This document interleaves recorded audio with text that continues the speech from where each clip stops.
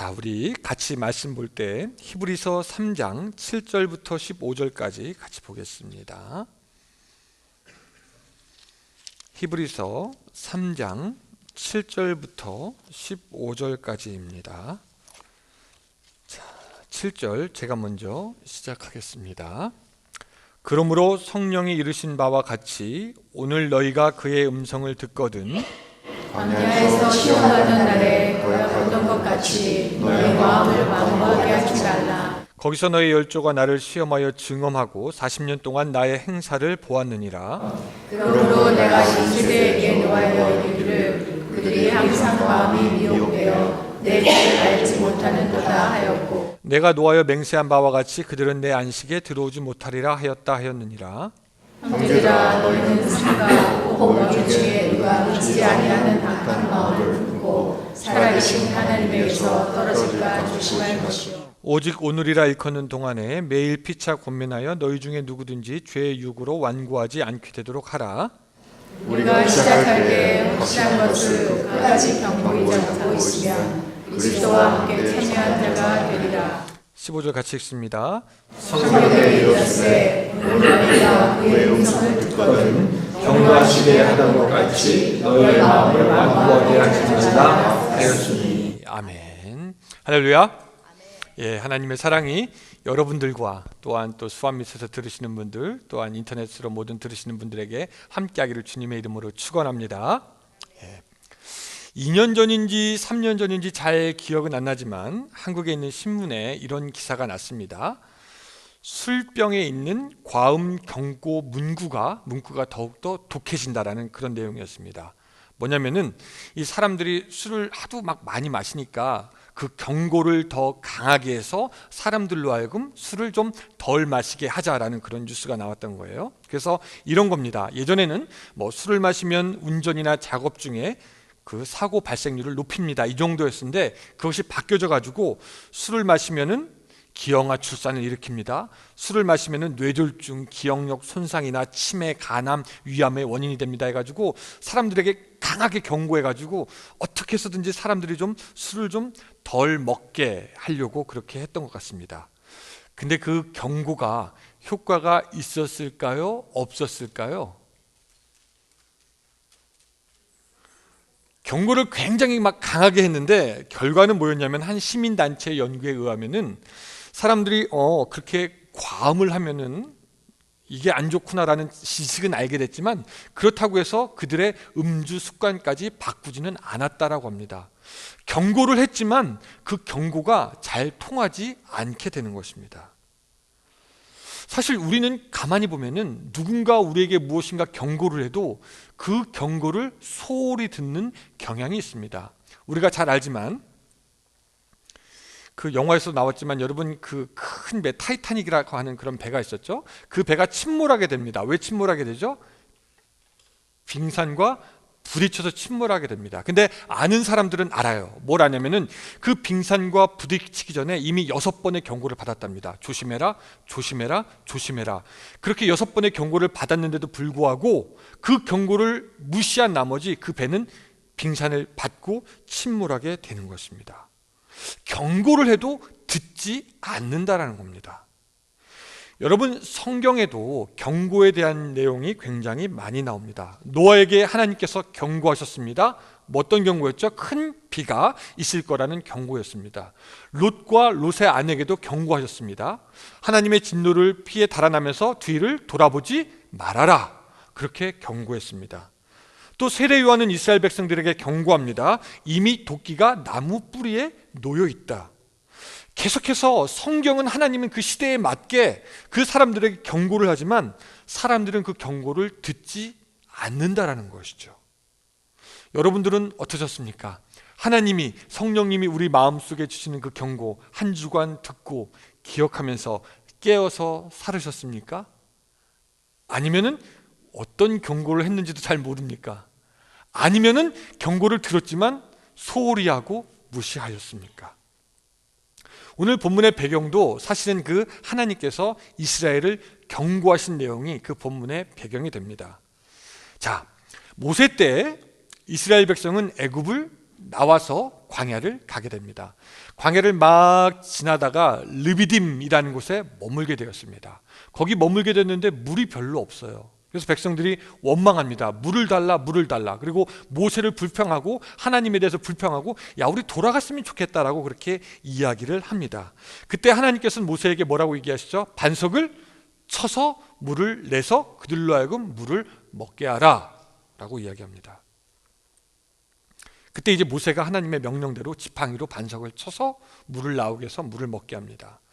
이 사건 자체를 보면은 뭐 그 사람들이 물이 없었으니까 뭐 충분히 그럴 수 있겠다라고 생각되지만, 그 내면을 보면은 백성들에게는 어떤 마음이 있었냐면은 그들을 인도하신 하나님의 신실함과 하나님의 능력을 믿지 못하는 그 불신앙이 마음 가득하게 있었습니다. 그래서 모세는 그 반석을 쳐서 물을 낸 그 지역, 거기를 하나님과 다투었다라는 뜻으로 무리바 혹은 마사라고 이름을 짓습니다. 출애굽기 17장 7절, 그가 그곳 이름을 마사 또는 무리바라 불렀으니 이는 이스라엘 자손이 다투었으며 또는 그들이 여호와를 시험하여 이르기를 여호와께서 우리 중에 계신가 안 계신가 하였습니다. 하나님께서 그렇게 반석에서 물이 탁 터지는 것을 보고 그들에게 경고와 권면을 했으면은, 그쯤 되면 이스라엘 백성이 하나님께 듣고 순종할 법한데, 이스라엘 백성들은 계속해서 정신을 차리지 아니하고 하나님의 경고를 모른 척합니다. 그래서 우리가 잘 알지만 모세가 십계명을 받으러 시내산에 올라갔을 때 그 밑에서 이스라엘 백성들은 무엇을 합니까? 금으로 송아지를 만들어서 우상 숭배를 계속해서 합니다. 이스라엘 백성이 12지파에서 한 명씩 뽑아가지고 12명을 가나안 땅 정탐하였을 때 그들은 하나님의 신실함을 믿지 못하고 오히려 그 땅은 우리가 정복하지 못할 땅이다 라고 하면서 불평하고 원망하며 지금이라도 돌아가야 된다라고 이야기를 하는 것이죠. 여러분, 이해가 안 되지 않습니까? 하나님께서 분명하게 얘기하시고 분명하게 보여주시고 분명하게 경고하는데 그들 백성은 계속해서 그 마음이 완고해서 하나님의 경고를 듣지 않고 소홀히 여겼다라는 것입니다. 마치 애굽의 바로 왕이 모세가 계속해서 가서 얘기해도 자기 마음을 스스로 강팍해서 하나님의 벌을 10번이나 계속 받았던 것처럼 이스라엘 백성들도 하나님이 계속해서 얘기하는데 그것에 대해서 마음을 닫고 완고하게 하나님 앞에 섰다라는 것입니다. 그럼 다시 한번 여러분들에게 묻고 싶습니다. 여러분들은 어떠십니까? 지난 한 주간 동안 하나님의 경고의 말씀, 성령님이 우리 속에서 하는 그 권면의 말씀 들으셨습니까? 아니면 듣지 못하셨습니까? 아니면 들어도 소홀하게 여겼습니까? 아니면 아예 무시하였습니까? 사람들이 왜 그렇게 경고를 듣지 않을까? 왜 하나님의 말씀, 성령님의 음성을 듣지 않을까? 여러 가지 이유가 있는데 그 중에 한 가지는 이런 것입니다. 우리는 세상의 풍조 때문에 성경의 경고를 무시합니다. 세상의 문화, 세상의 철학은 하나님의 말씀보다 마치 에덴 동산에 있는 뱀의 소리를 더 듣게 합니다. 정말 하나님이 그렇게 하라고 하더냐? 아니, 세상에서 되는 것이 왜 교회에서는 안 되냐? 세상 사람들에게 문제 없는 것이 왜 그리스도인들에게 문제냐? 해라, 괜찮다. 사람들이 저에게 계속 물어봐요. 뭐라고 물어보냐면, 목사님, 우리 그리스도인들도 남들에게 피해를 주지 않는 한에선 뭐 다 해도 되는 거 아닙니까? 라고 계속 물어봅니다. 저는 여기에 대해서 뭐라고 여러 번 말씀드렸죠? 우리가 기억해야 될 것은 우리는 남에게 피해를 주지 않기 위해서 하나님께 부름을 받은 사람이 아닙니다. 이 세상의 빛과 소금이 되라고 부름 받은 사람입니다. 그런데 우리가 세상 사람들처럼 남에게 피해가 안 되니까 해도 된다? 아니죠. 우리는 그들을 오히려 빛으로, 소금으로 바꾸어야 할 책임이 있습니다. 어떤 역사학자 이야기를 들었습니다. 그 양반이 뭐라고 얘기를 하냐면은, 역사적인 눈으로 볼 때 성경의 모든 기적들은 가능한 것이 없다. 그들이 믿는 것은 존중한다고 하지만 그들의 믿음은 허황된 지식에 불과하다. 그런 세상의 풍조들이 오늘 우리나 우리 자녀로 하여금 하나님의 말씀에 대한 권위를 떨어뜨리고 더 이상 듣지 않게 합니다. 성경에 이랬습니다라고 해도 우리는 완고하게 듣지 않는 경향들이 있죠. 우리들의 자녀들에게 말씀이 이래, 그래도 그들은 이미 마음을 닫은 지 오래되었는지도 모릅니다. 두 번째, 이 잘못된 지식 때문에요, 우리들은 경고를 듣지 않고 마음이 완고해집니다. 오늘 본문엔 마음이 미혹되었다라는 말씀도 나오는데, 신천지니 구천지니 그런 어떤 이단들 뿐만 아니라 이 사람들은 자기가 가지고 있는 지식으로 하나님을 판단하고 자기가 가지고 있는 지식으로 성경을 보기 때문에 그들의 잘못된 지식이 오히려 하나님에 대해서 멀리하게 되고 영적인 눈을 가리우게 된다라는 겁니다. 아까 말했지만 역사를 연구한 사람은 자기들이 역사적으로 볼 때 이렇다라는 거예요. 과학자들은 자기가 과학적으로 볼 때 이렇다라는 겁니다. 수많은 학문을 연구한 사람들이 자기가 학문을 연구한 그것으로 볼 때 이것은 이렇다라고 하면서 자기들의 그 좁은 지식을 가지고 하나님을 판단하고 성경을 오히려 가르치려고 합니다. 그런 사람들은 성경이 보여주는 큰 그림을 보지 못하고 순수한 마음으로 봐야 깨닫게 되는 성경의 진리에 대해서 완고하게 받아들이지 않습니다. 그 외에 교만한 자아, 마음의 상처, 환경의 어려움은요, 오늘 우리로 하여금 스스로 완고하게 만들어서 하나님의 말씀의 그 경고를 듣지 못하게 하는 겁니다. 그리고 제일 중요한 것, 오늘 우리들도 하나님의 경고의 메시지를 듣지 아니하려고 하는 경향이 있는데, 그것은 왜 그러냐면은 하나님과의 관계가 온전하지 않기 때문입니다. 조금 설명을 더 드릴게요. 하나님과의 관계가 온전하지 않기 때문에 우리는 완고해지기 쉽습니다. 여러분, 그렇죠? 가끔 이제 손님들이 여러분들 타주에서 친구가 오거나 한국에서 친구가 오면 여러분들 집에서 재워줄 때가 있습니다. 그렇죠? 그래서 손님들이 일단 집에 오면은 집에서 충분히 휴식을 취하고 즐겁게 놀고 교제하다 가기를 원합니다. 그렇죠? 그러면서 누군가 친구가 와가지고 아니면 손님이 와가지고 집에서 자려고 할 때 우리는 보통 뭐라고 얘기하죠?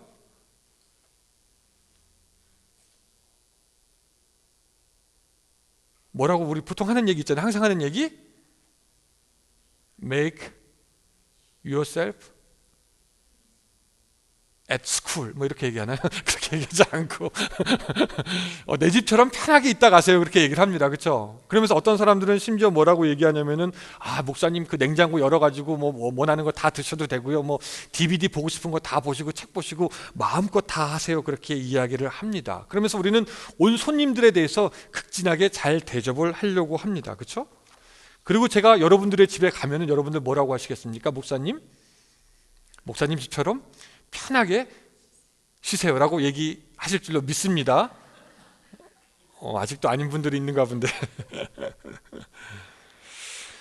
그런 말을 들으면 그 목사가 가끔 이제 다른 집에서 잘 경우가 있는데 그런 말 들으면 참 마음이 좋아져요. 저분들이 참 나를 사랑하는구나, 너무 고맙다, 너무 좋다, 그렇게 생각을 합니다. 근데 그렇다고 해서 제가 여러분들의 집에 묵는데 밤중에 이제 제가 잠옷을 입고 안방에 가가지고 저 여기서 자면 안 돼요? 아니 집처럼 여기라고 하면서요, 제가 안방에서 자면 안 돼요? 라고 물어보면 여러분들은 뭐라고 얘기하시겠습니까?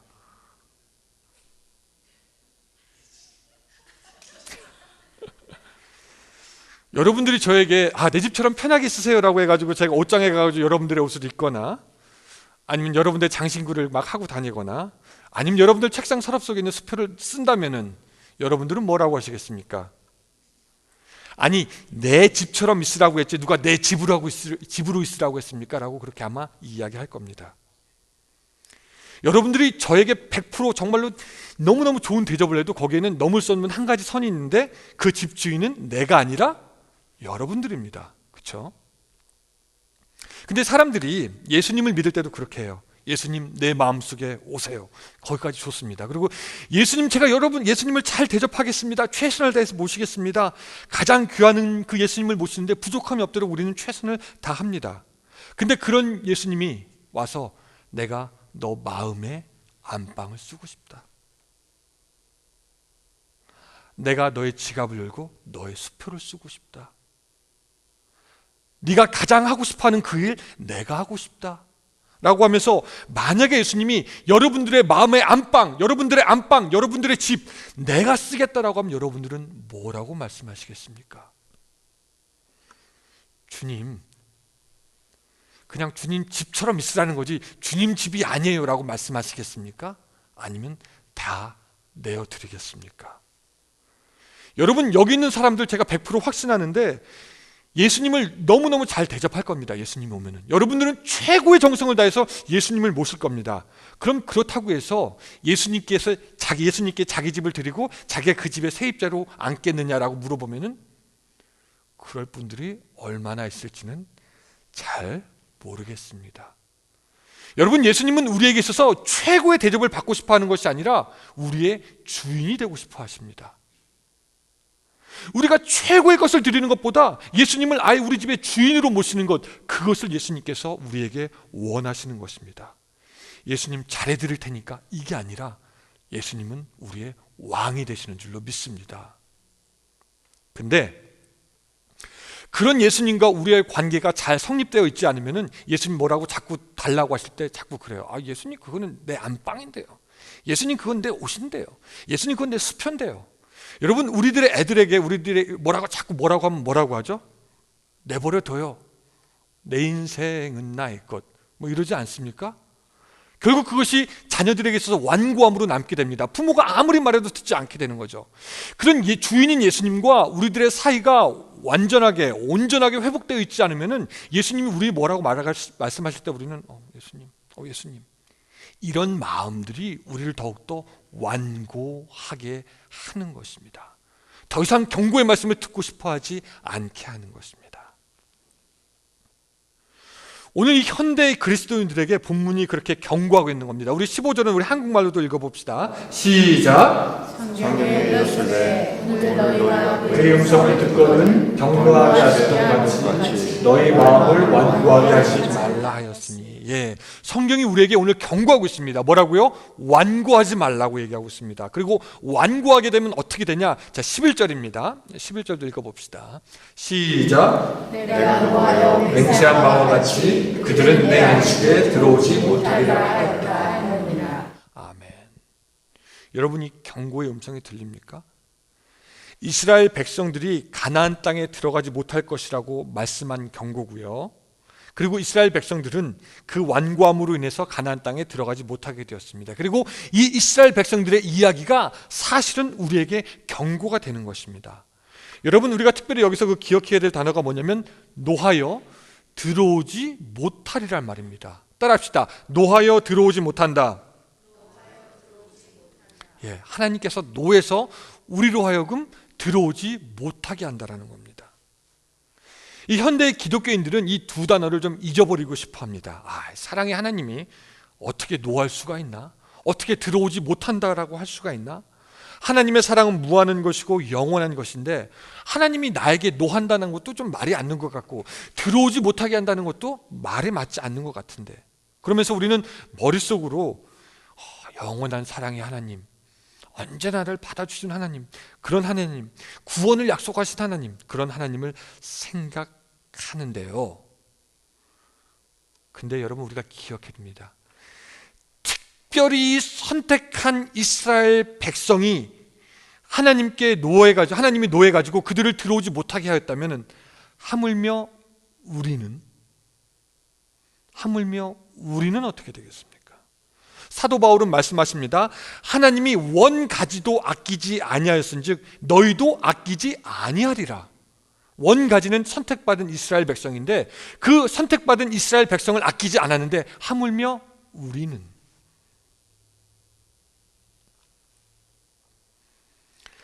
지난주에 그 존 비비어라는 목사님이 쓴 그 우리는 진짜 예수님을 따르고 있나라는 그런 글을 인터넷에서 읽었습니다. 이 목사님이 그 1980년대 그 텔레비전 선교를 통해서 유명해진 어떤 목사님을 만나는데 어디서 만나냐면 감옥에서 만납니다. 이 목사님이 두 가지 죄를 저질렀어요. 어떤 죄냐면 간통죄와 정부를 상대로 거짓말을 친 큰 죄를 짓고 감옥에 가 있습니다. 근데 이 목사님이 감옥에서 그 존 비비어라는 목사님의 글을 보고 좀 감동이 왔던 것 같아요. 그래서 면회를 신청했던 것 같습니다. 그래서 감옥에서 두 분이 만났습니다. 감옥에 있는 목사님을 보자마자 이 잔 비비어란 목사님이 가서 안아줬다고 합니다. 그리고 앉아서 이런저런 얘기를 했대요. 그때 문득 이 존 비비어라는 목사님의 머릿속에 궁금한 것이 생각났습니다. 목사님, 이제 죄수인 목사님한테, 목사님, 당신은 언제부터 예수님에 대한 사랑을 잃어버리셨습니까? 아마 그 존 목사님은 예수님에 대한 사랑을 잃어버릴 때 나타나는 증거가 뭐 있지 않을까 그런 생각을 했던 것 같아요. 그때 아주 충격적인 대답을 들었다라고 합니다. 잔 목사님, 저는 예수님에 대한 사랑을 잃어버리지 않았습니다.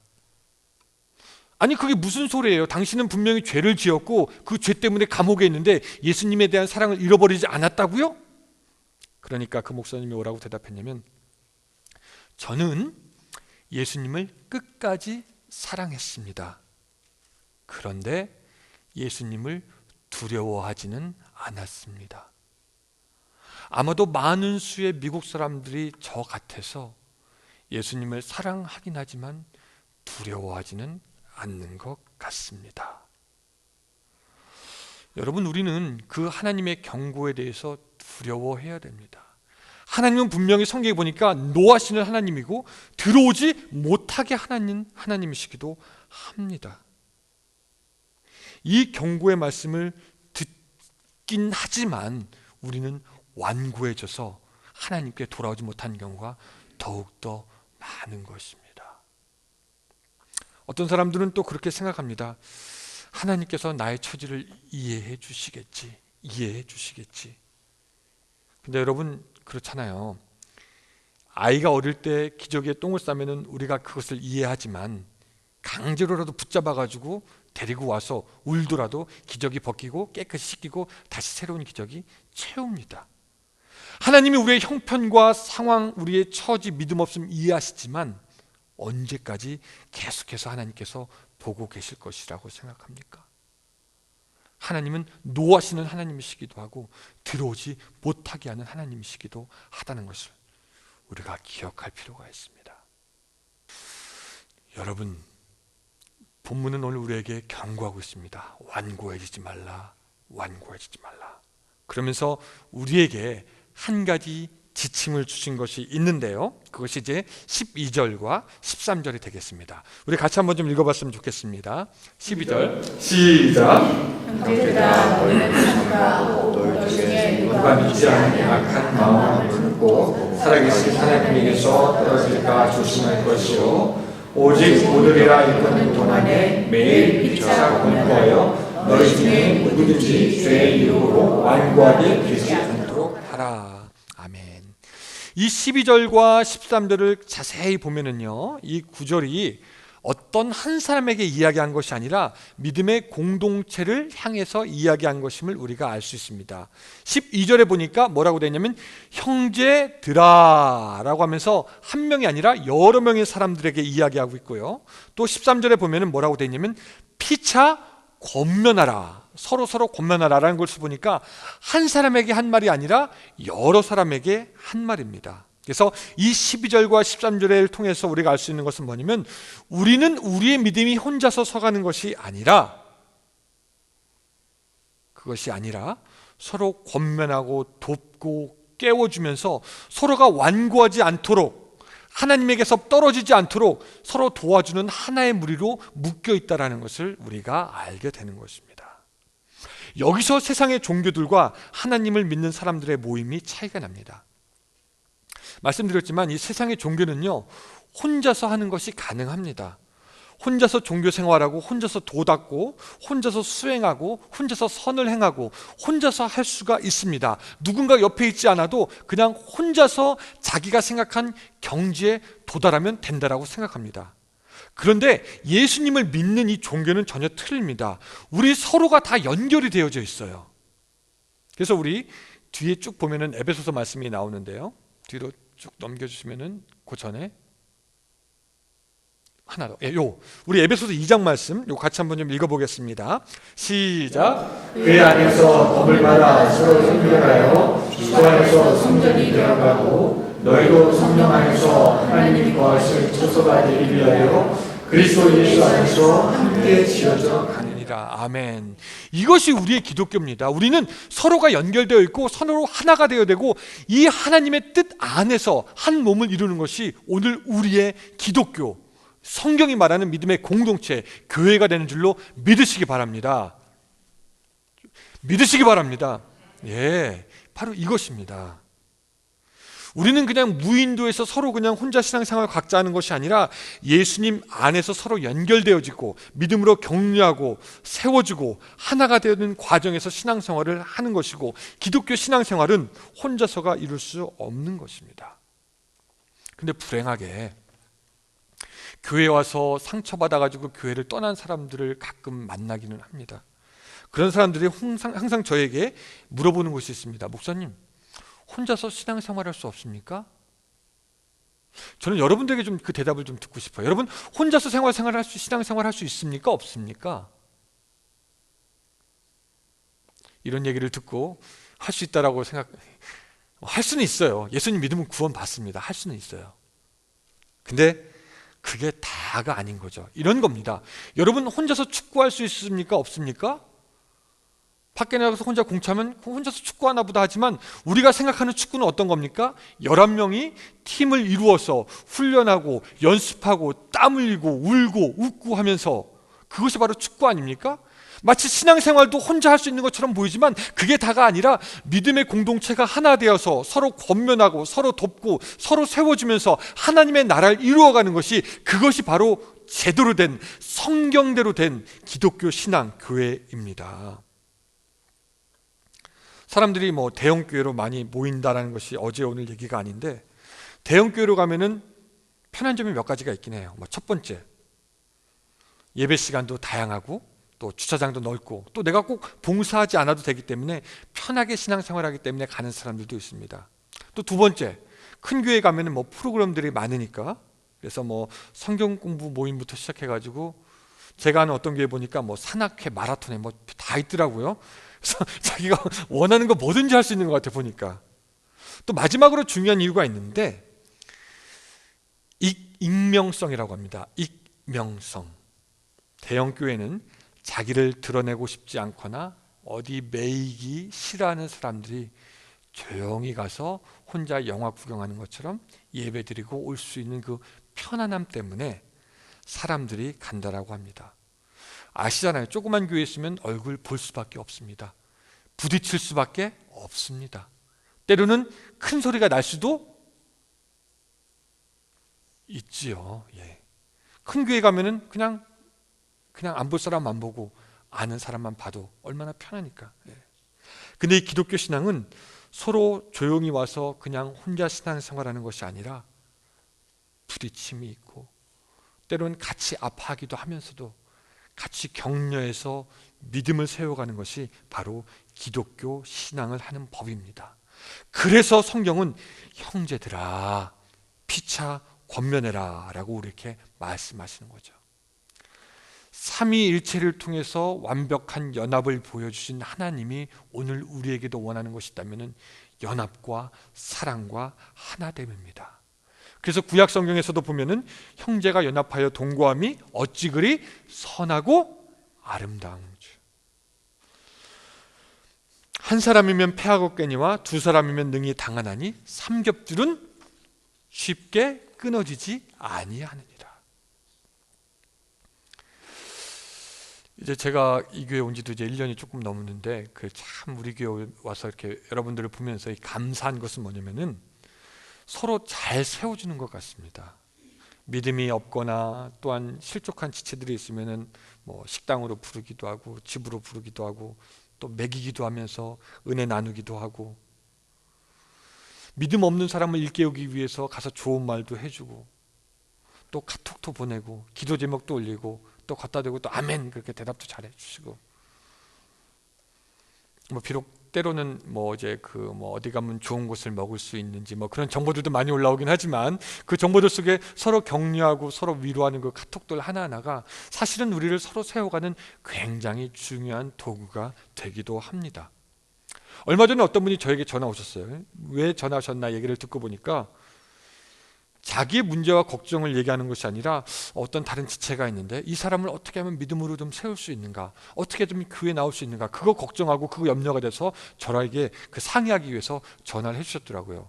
그런 전화를 받으면서 너무나 감사한 거예요. 와, 바로 이것이 진짜 신앙생활하는 것이고 성경대로 신앙생활하는 것이다라는 그런 생각을 해보게 됩니다. 굳이 남에게 아쉬운 소리 안 해도 되는데, 굳이 남의 눈치 안 봐도 되는데, 오늘 우리들은 사람을 살려야 되니까, 옆에 있는 형제를 주님께로 인도해야 되니까 스스로 헌신하고 봉사하며 낮아지면서 서로 챙기는 모습이 너무나 보기 아름답습니다. 이런 교회의 어떤 분위기와 전통들이 계속해서 만들어져 가고 계속돼서 많아지기를 주님의 이름으로 축원합니다. 예, 카톡에 답도 좀 잘 다세요. 아멘. 예, 교회 안 나온 사람은 전화하시기 바랍니다. 그럼 피차 서로 권면하고 서로 사랑하고 서로 챙겨주는 것, 그것은 큰 교회에서는 하기 힘들지만 오늘 우리는 충분히 할 수 있고요. 바로 그 모습이 하나님이 기뻐하시는 모습인 줄로 믿습니다. 이 세상 너무 정신이 없죠. 빨리 지나가고, 그러다 보니까 어느덧 우리들의 심령이 죄와 욕심에 물들어가는 것도 잊어버리게 되고요. 너무 바쁜 나머지 하나님도 깜빡깜빡 잊게 되는 것 같습니다. 분주한 사람은 분주한 사람대로, 나태한 사람은 나태한 대로 하나님의 말씀과 경고를 잃어버리기 쉬운 세대가 지금의 세대입니다. 그래서 오늘 본문 13절에 다시 가보면은요, 오늘 13절에서는 뭐라고 얘기하냐면 오직 오늘이라 일컫는 동안에, 오직 오늘이라 일컫는 동안에. 한번 같이 따라합시다. 시작.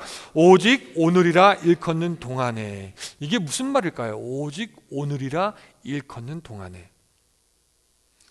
여러분, 우리가 어제 살았을 때 어제 우리가 오늘을 뭐라고 하냐면 오늘이라고 하고요, 오늘의 우리도 오늘을 오늘이라고 합니다.